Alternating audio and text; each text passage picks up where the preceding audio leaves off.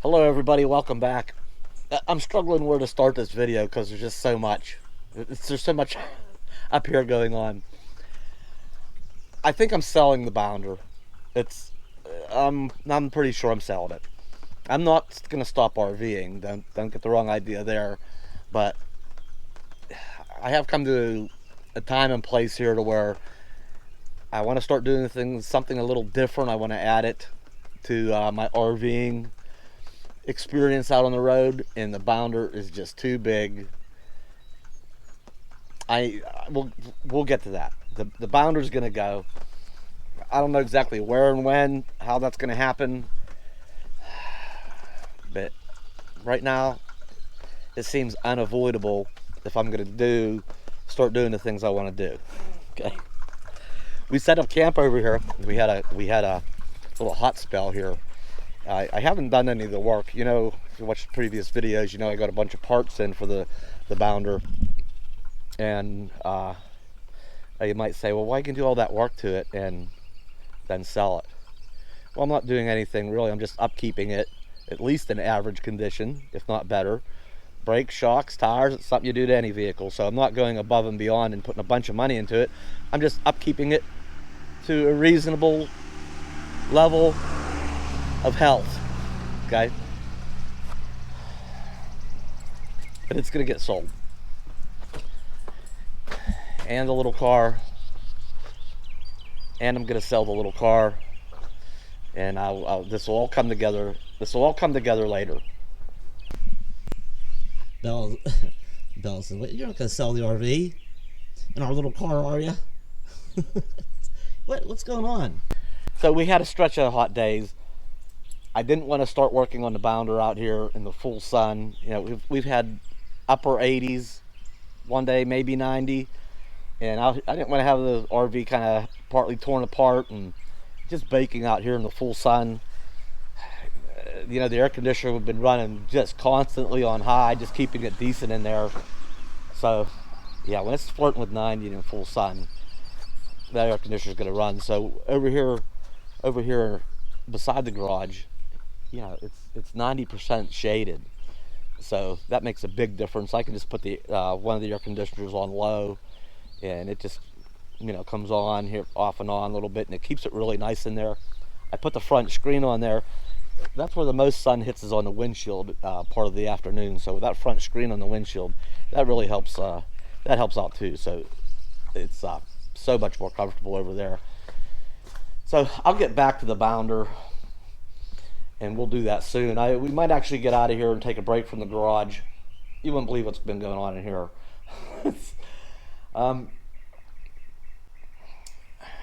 I'm getting to where I'm at a good stopping point.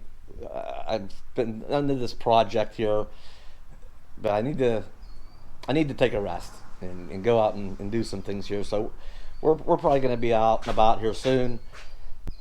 But for now, things have changed here in the garage. It might still look a bit messy, but a lot has changed here. I've been wanting to make a real difference here at the garage. Me and my buddy have this arrangement here, and I use this garage in the summertime. Well, I store a lot of my stuff here year round, but when I'm back, I plug in here. A lot of you already know that. But we're beginning our fourth year of doing this. It was this month. Was this May? Yeah, 3 years ago. I came. Was it 2017? And 18, and then 19, the summer of 20. We're beginning our 4th year, and nothing's changed. It works both ways. It works for him, works for me. So, but I've been wanting to make a real difference with the garage. My buddy might frown on me saying too much here, so I'll be careful. Now, I know when I've seen this garage, I know because well, back at my when I still had the house, I had two big sheds, and I just they just got into be a condition where I felt paralyzed, where I was a pack rat and I had all kind of things around and saved everything, and to where I was just a 5 minute job would take me a half hour because I had to where's this tool and where's that tool. I had to hunt for it's terribly disorganized, and I had to hunt for things. And one day I got just so um, just couldn't get anything done. So so I just started pitching stuff. I took trips to the scrapyard. I burned things, gave things away, and I basically stripped the shed and moved back into it, and put my tools back in it, organized, and different things that were necessary. It just took a complete going through. I don't know. That's what did it for me. And I think my buddy's kind of been his garage kind of became the same way, to where do you start? Going to clean out and get organized. I mean, where to begin? It just seems like such an overwhelming job, and we've really made some serious progress here.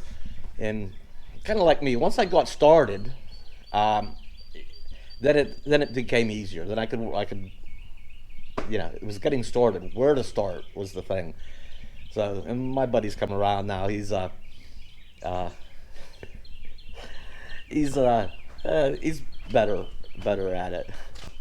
There's been things in here that's been, brake pads and shoes from vehicles that him or his brother had from in the 1980s, and them vehicles are long gone, but there were still parts here for them.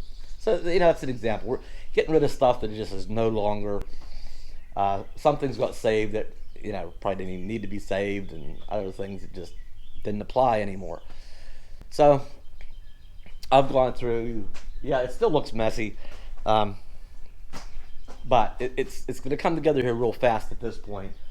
You might notice here. I have my toolbox. I had a big shelving unit here with a bunch of automotive products on it. That's gone, and this whole center is going to get removed.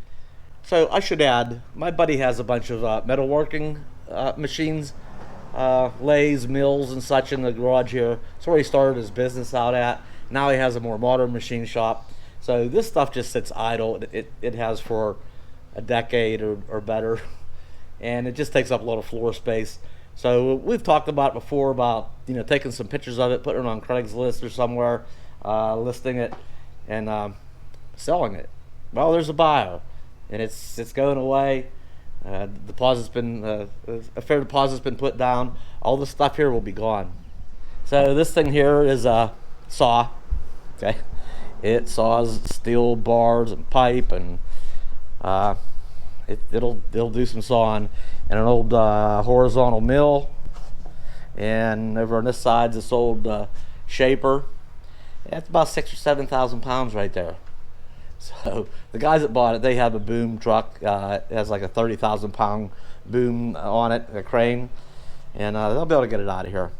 And then the old metal lathe and a pipe threader. What else here? Dirt bikes? No, they stay. They're staying. And this old floor model drill press. So this will all be gone, except for the wood burner. And I think we're going to turn it sideways and put a heat shield along the wall, so it doesn't protrude out here so much. But this will all be opened up.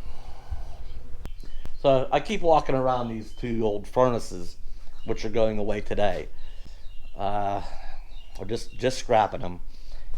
They were underneath the steps here, and stuff piled on top of them, things piled in front of them, and that's what I'm going to do. Is when I finish cleaning my toolbox off again, I clean it off, and then somehow it accumulates stuff again. And I clean it off, and it accumulates.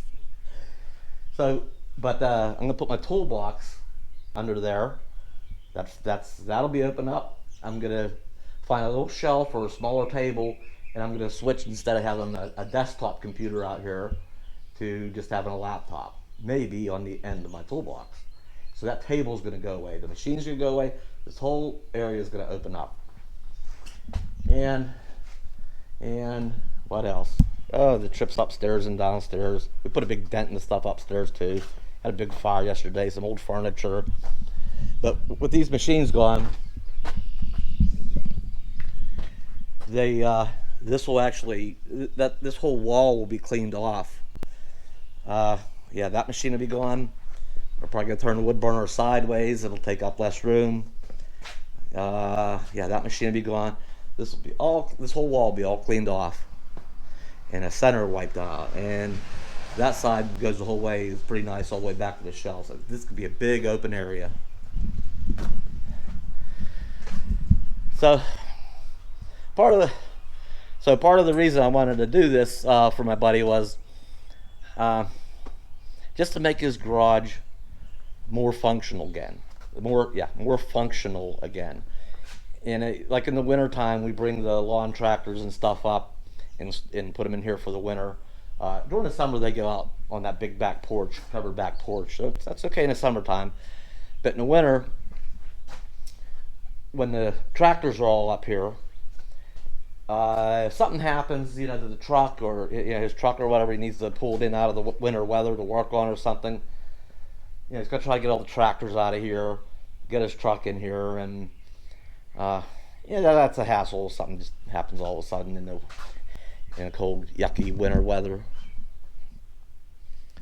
So now, with this all opened up in the wintertime, that might be easier. Maybe the tractors can go in the center here, or I mean that side will be opened up. We should be able to put a vehicle on either side, you know, whether the tractors end up over here and that's a more workable area, or I think there's enough room in here. Even with the tractors, you could probably still get two vehicles in here. Okay, I'm trying to reclaim every square inch of this garage as possible. So that'll make life a little easier on my buddy, and that also opens up the door for me a little bit. I don't want to. I'm trying to be careful not to overstep my. You know, I don't want to fill it with my junk just because the space is available. Get back to the car for a minute. I want to sell this car in the Bounder. You know, this RVing thing has been. This RVing thing, some people say, outliving the dream, right? Well, there's nothing wrong with having more than one dream and living multiple dreams at the same time, right? You know, I've always thought, you know, going down south or out west and getting like a rust-free classic car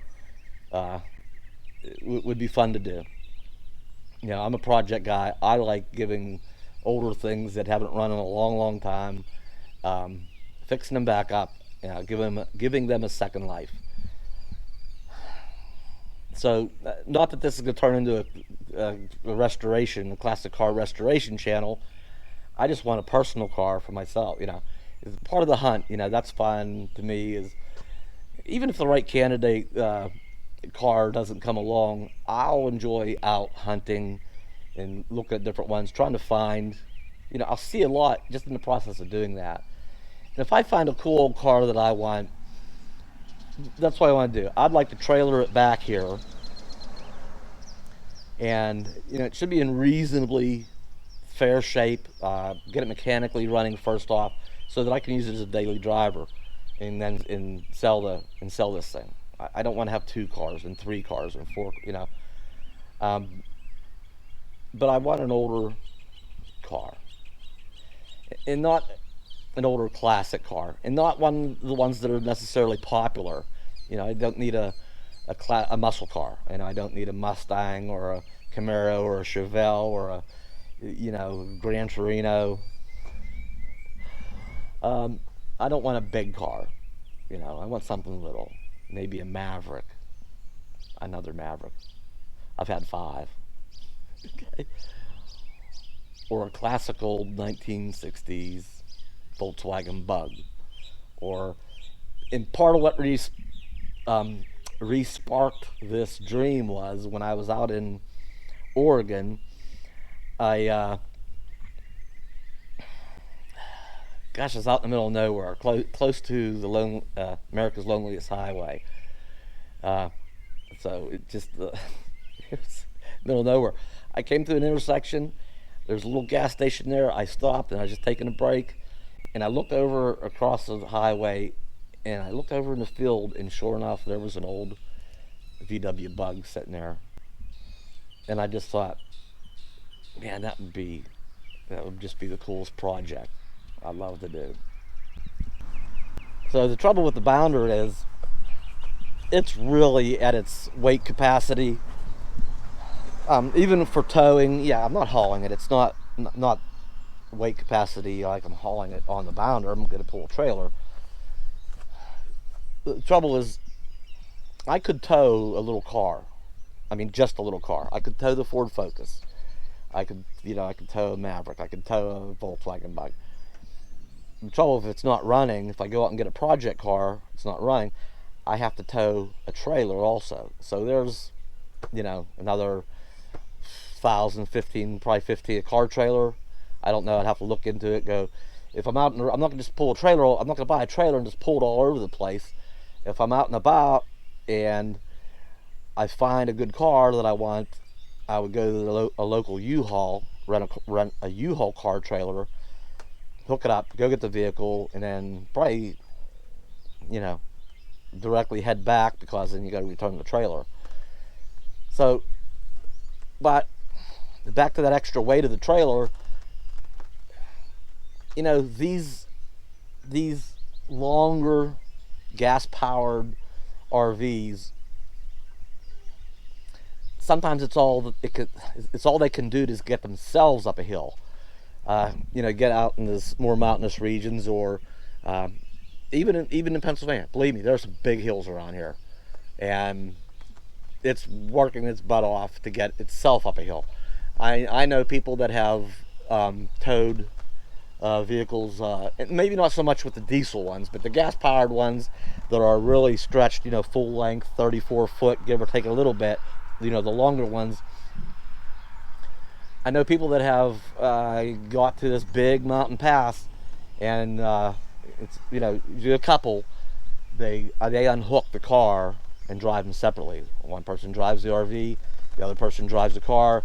They get up and over and down the other side of the mountain, then they hook back up and proceed. So because it's just so much, it's all they can do to get themselves up a big hill, let alone pulling a car. So I myself, out driving this big thing, I don't want to pull a car to begin with, for that reason, and add the weight of a trailer to it also. It's just not doable. Now, the Tioga was only 26 foot. Okay, it only came to about, that's knocking off all this, about back to this arm. That's losing 8 feet of RV, and I don't think it was quite as tall either, by almost a foot. I forget how high the Bounder is, and the Tioga, and it was a little bit shorter. So there's a lot less materials. All that to say, the Bounder weighs around 15,000 pounds. The Tioga only weighed, I think, 11,000 pounds. So that's 4,000 pounds less. Basically with the same drivetrain. A big block Chevy, big block Ford, no matter. They're close enough in horsepower, torque numbers. That's 4,000 pounds more available I have that I could pull a trailer and a car on it, a small car.